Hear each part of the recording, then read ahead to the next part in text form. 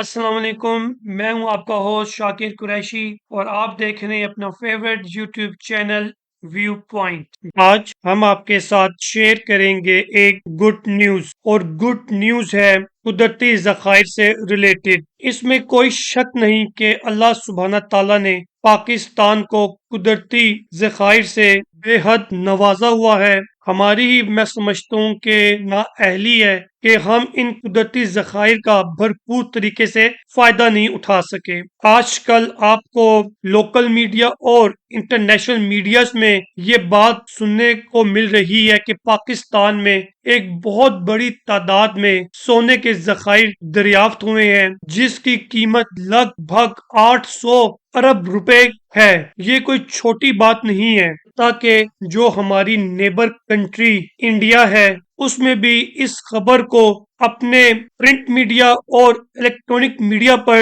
اس کا چرچا کیا ہے، اور اس ڈسکوریز کے اوپر وہاں پر ڈاکومنٹریز بن رہی ہیں اور نیوز رپورٹ چل رہی ہیں۔ جس طرح ہم بخوبی جانتے ہیں کہ دریائے سندھ کے اندر ہزاروں سالوں سے سونا موجود ہے، اور ابھی تو جو مقامی لوگ ہوتے ہیں وہ وہاں سے سونا نکالتے ہیں اور اسے کوڑیوں کے مول پر فروخت کرتے ہیں، کیونکہ یہ را مٹیریل ہوتا ہے۔ لیکن 2 سال پہلے سے جب بڑے بڑے لوگ اس کاروبار میں شامل ہوئے اور وہ یہاں پر ہیوی مشینریز اور ایکسیویٹر لے کر آ گئے، تو پھر جا کے حکومت پاکستان کو پتہ لگا کہ یہاں پر کچھ نہ کچھ تو ہے، جو یہاں پر اتنے بڑے بڑے انویسٹرز مشینیں لگا رہے ہیں اور سمندری ریت میں سونا تلاش کر رہے ہیں۔ پھر حکومت پاکستان نے جیولوجیکل سروے آف پاکستان کو آن بورڈ لیا، جو کہ مہارت رکھتا ہے قدرتی ذخائر کو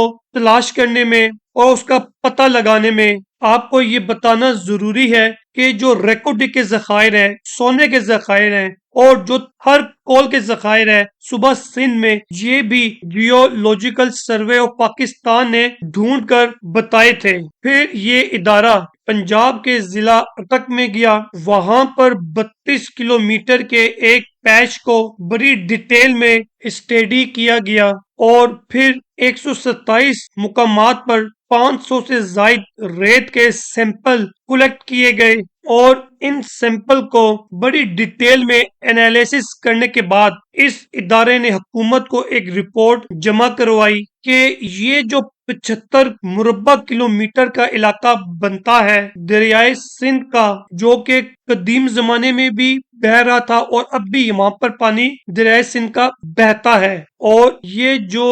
ایریا ہے اگر ہم بات کریں ایکڑوں میں تو یہ 18,500 ایکڑ رقبہ بنتا ہے۔ اس ایریا میں 32.6 میٹرک ٹن سونے کے ذخائر ہیں۔ اگر اس سونے کو ہم تولوں میں کنورٹ کریں تو یہ 28 لاکھ تولے بنتا ہے۔ ابھی تو پاکستان میں ایک تولے کی قیمت 2,86,000 روپے ہے، تو پھر اس حساب سے اس سونے کی مالیت 800 ارب روپے پاکستانی بنتی ہے۔ اب حکومت پاکستان نے اس ایریا میں دفعہ 144 لگا دی ہے کہ اب یہاں پر کسی بھی قسم کی کوئی ایکٹیویٹی نہیں کی جائے گی، لوگ سونا چوری نہیں کریں گے۔ یہ کوئی چھوٹا ایریا نہیں ہے، یہ تقریباً 18,500 ایکڑ کا رقبہ ہے، اور اس ایریا کو ایکسپرٹس ماہرین کے مطابق 9 بلاکس میں تقسیم کیا جا سکتا ہے، مختلف پیچز میں، اور جو اس کا سب سے چھوٹا بلاک ہے اس میں ہی صرف 35 ارب روپے کا سونا موجود ہے، اور جو اس کا سب سے بڑا بلاک ہے اس میں 155 ارب روپے کا سونا موجود ہے۔ ہونا تو یہ چاہیے کہ جلد از جلد ان بلاکس کو آکشن کیا جائے اور یہاں سے سونا نکالا جائے، تاکہ اس سونے سے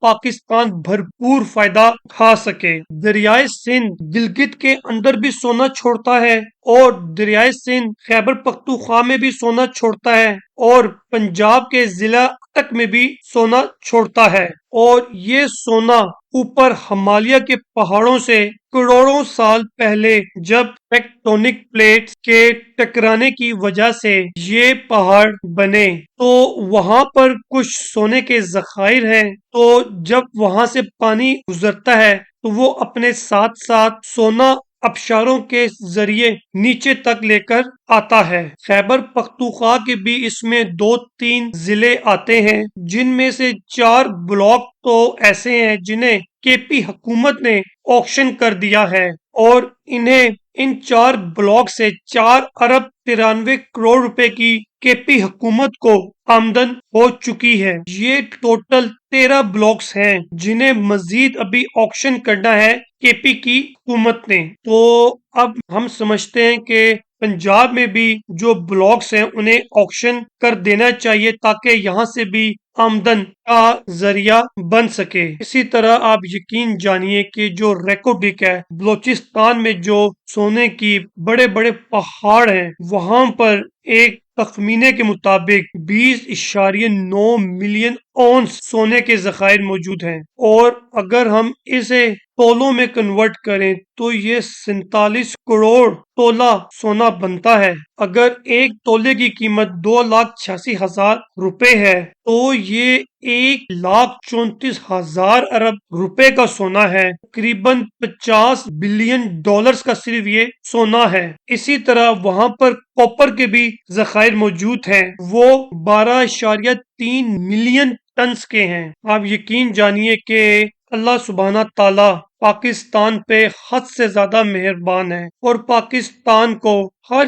قسم کی قدرتی ذخائر سے نوازا ہوا ہے۔ میں تو یہ سمجھتا ہوں کہ ہماری بدقسمتی ہے، نااہلی ہے کہ ہم ان ذخائر کا فائدہ نہیں اٹھا پا رہے۔ ہمارے پاس کولے کے ذخائر ہیں، ہمارے پاس سونے کے ذخائر ہیں، ہمارے پاس گیس کے تیل کے ذخائر ہیں، لیکن ہم لوگ ان ذخائر کو ایکسٹریکٹ نہیں کر پا رہے، ایکسپلور نہیں کر پا رہے۔ اور اسی طرح یقین جانیے کہ پاکستان کی میں سمجھتا ہوں جو لوکیشن ہے وہ اسٹریٹجیکلی اہم لوکیشن ہے۔ پاکستان ایک تجارتی ہب بن سکتا ہے، گیٹ وے بن سکتا ہے چائنا کے لیے، سینٹرل ایشین کنٹریز کے لیے، افغانستان کے لیے۔ یہ وہ کنٹریز ہیں جو کہ لینڈ لاک کنٹریز ہیں، جن کے پاس سمندری راستے نہیں ہیں۔ تو کیا یہ اگر کنٹریز ہماری بندرگاہیں استعمال کریں اور اپنی تجارت ہماری ان بندرگاہوں کے تھرو، جس میں کراچی پورٹ، بن قاسم پورٹ،